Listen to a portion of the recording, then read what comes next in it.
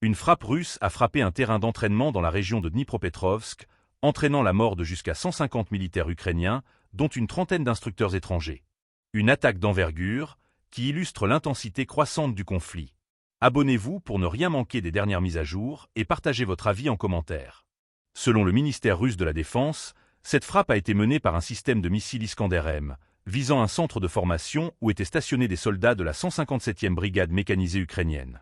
Les autorités russes affirment que l'opération visait spécifiquement des forces armées en préparation et non des infrastructures civiles. Depuis plusieurs mois, Moscou intensifie ses frappes en représailles aux attaques ukrainiennes sur des cibles russes.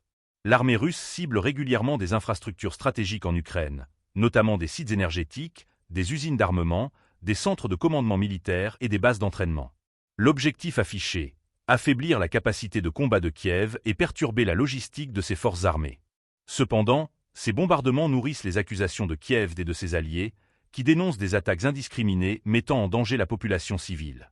De son côté, le Kremlin maintient sa position. Les forces russes ne viseraient que des objectifs militaires.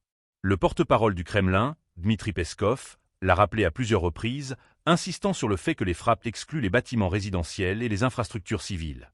Mais sur le terrain, la réalité est bien plus complexe. L'Ukraine accuse Moscou d'utiliser ses offensives pour terroriser la population et démoraliser les troupes. Dnipropetrovsk, située dans l'est du pays, est une région clé dans le dispositif militaire ukrainien.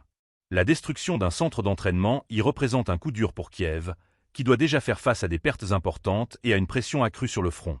L'attaque soulève également des questions sur la présence de combattants étrangers dans les rangs ukrainiens.